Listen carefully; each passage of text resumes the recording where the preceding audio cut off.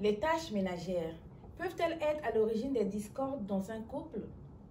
Bonsoir à tous et bienvenue au micro de Nanel, une émission qui parle de tous les sujets de la vie quotidienne. Ce soir, nous allons encore parler d'un sujet qui concerne les couples. Et ce sujet-là, souvent, frustre certains couples. Et je ne suis pas seule aujourd'hui, je suis encore accompagnée de deux invités.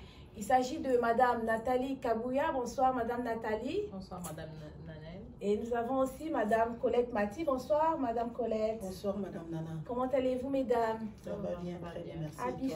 Ça va aussi, merci. Happy Friday. Merci, pareillement. D'accord. Comme nous venons de dire tantôt, alors mesdames, selon vous, qui est supposé faire les tâches ménagères?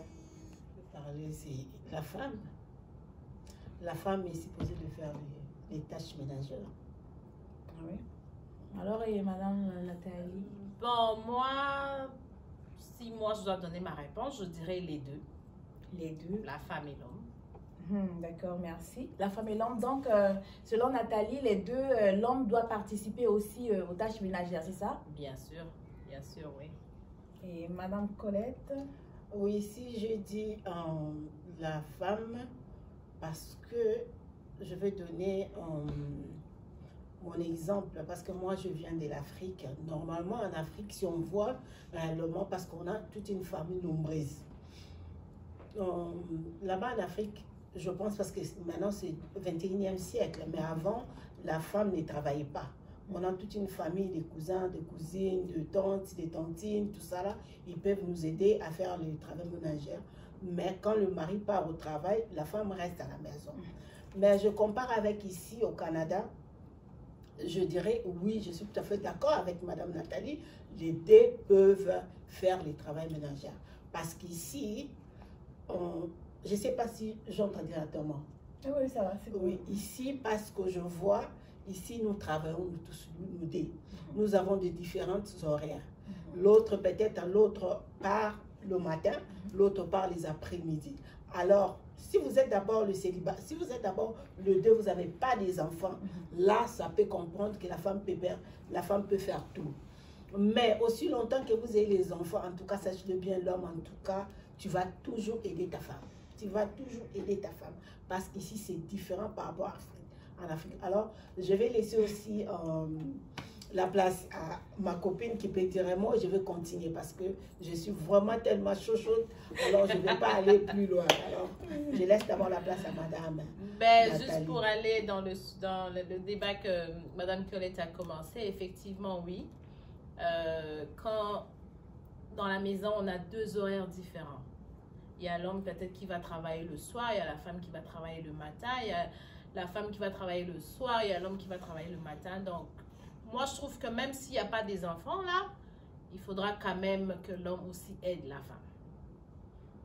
Parce que comme ça, quand il y aura des enfants, ça sera plus facile à l'homme de pouvoir aider.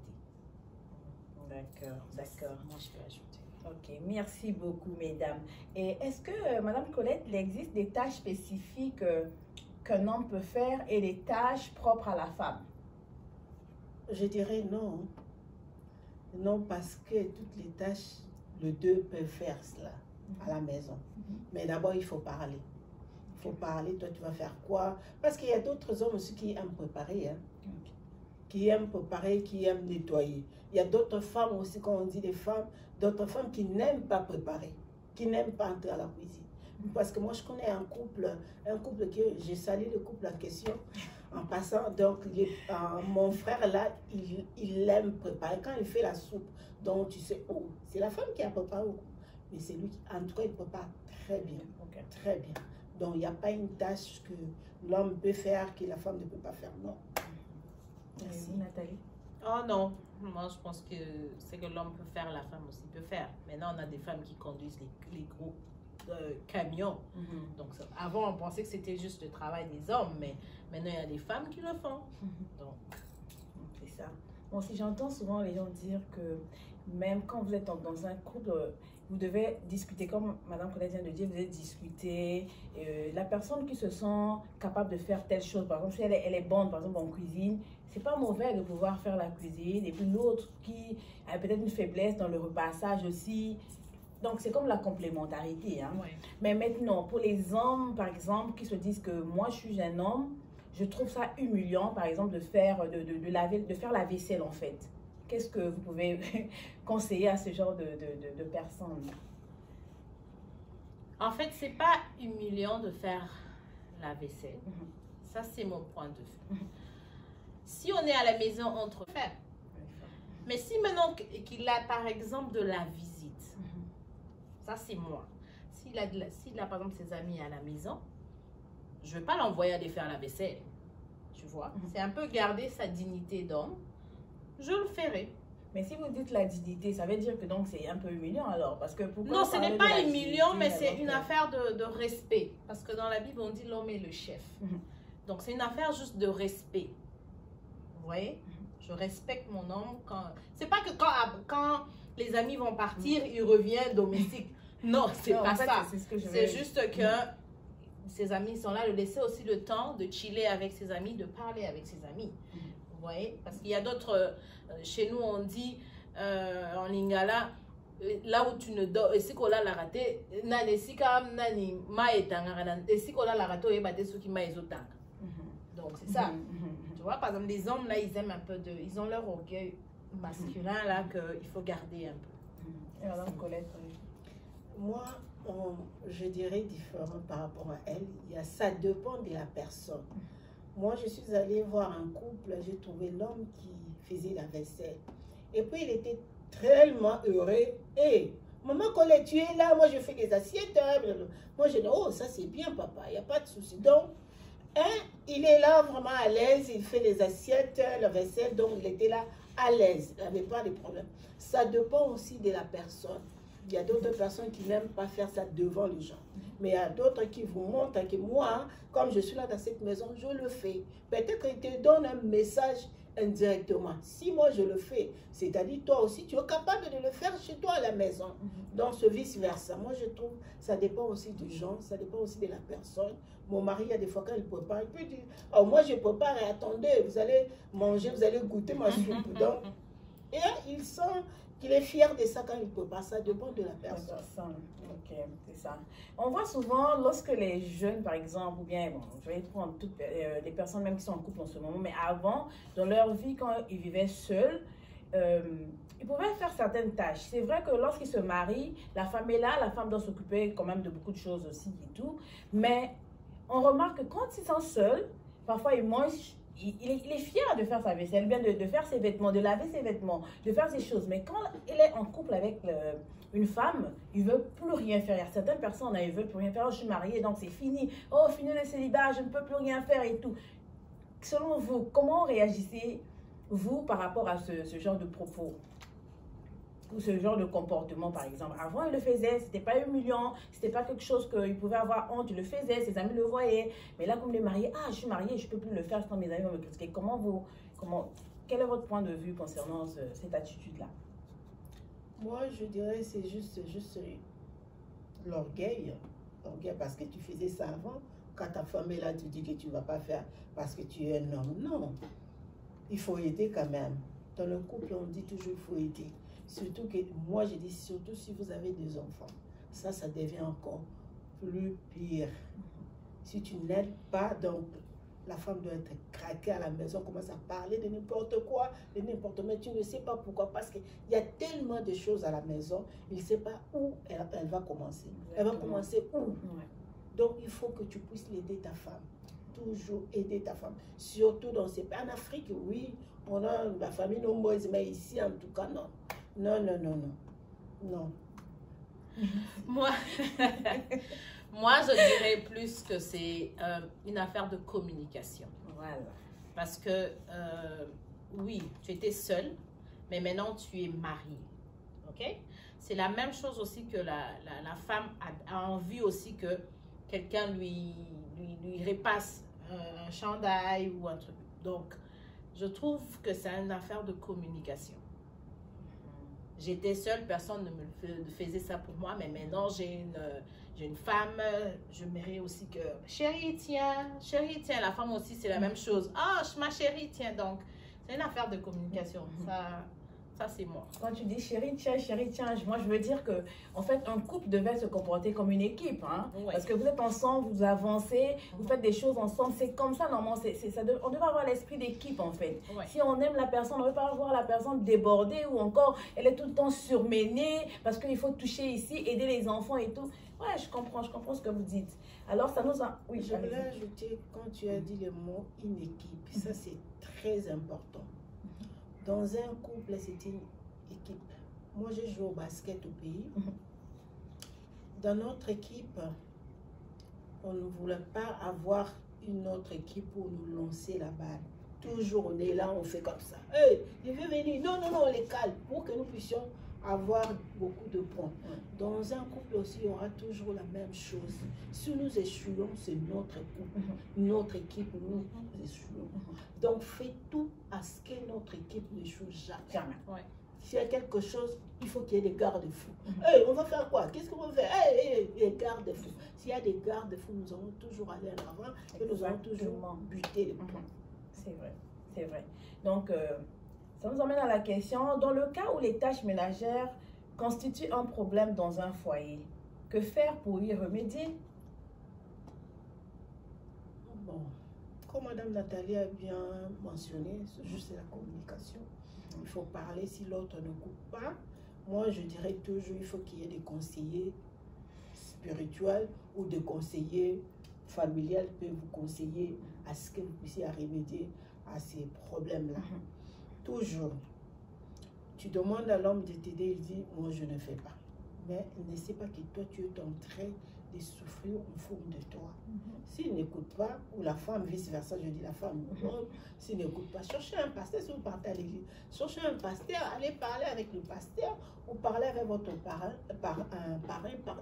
parrain ou marraine, essaye de parler ces problèmes-là, regarde ça, ils peuvent vous aider pour ne pas que vous puissiez gâcher votre mariage à cause de petites choses. Ok. Et Madame Nathalie? Ben, je peux toujours ajouter ce que Madame Colette a dit, ce n'est que la communication. Parce que dans un couple, c'est la communication. Essaye de faire ressentir à ton partenaire ce que tu ressens. Quand on dit que l'éducation commence dès le bas âge, est-ce que les parents devraient inculquer à leurs enfants le goût de pouvoir aider, de pouvoir ranger leurs affaires? Est-ce que ça a un impact dans leur vie future?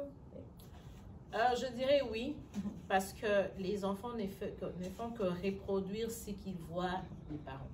Si par exemple à la maison, mon papa aidait ma maman ou bien mon papa faisait ça à ma maman, ben, en tant que garçon ou fille, c'est la même chose que j'irais faire dans mon mariage. Tu vois? Donc, oui, en tant que parent, oui, on doit aussi aider nos garçons. C'est pas seulement les filles, les garçons aussi. Leur tirer les oreilles. Regardez, dans un couple, c'est comme ça. Il faut parler avec les garçons. Parce que je sais que nous, les mamans, on parle souvent avec nos filles, mais on doit aussi parler avec les garçons. C'est pas seulement les filles. Et Colette? Oui, moi je dirais aussi oui. Parce qu'on laisse les enfants comme ça, c'est pas bien. Il faut commencer à les inculquer dès le bas âge. Quand tu manges, tu peux débarrasser ton assiette, s'il te plaît, maman. Tu débarrasses, tu le mets là-bas dans le sink. Ou tu peux les laver, tu le mets là-bas, il n'y a pas de problème. On va les mettre dans la machine après. Pas seulement les filles et les garçons aussi. Si tu t'élèves, tu peux enlever les draps là où tu dormais. Si tu as fait pipi sur les draps, tu les enlèves, tu mets en bas dans la machine où tu ranges ton lit. Tu as enlevé tes chaussettes, mon beau, s'il te plaît, tu peux enlever, tu le mets dans les bacs. Là, on met les lessives sales. Toujours de lui répéter ça. Tu vois un papier comme ça, là, mon beau, tu n'as pas vu les papiers? Oh non, je n'ai pas vu. Non. Essaye de ramasser et tu jettes dans la poubelle. Ok, merci. Il y a des fois, quand il mange, il laisse tout là-bas. Si tu ne le dis pas, il va commencer à laisser.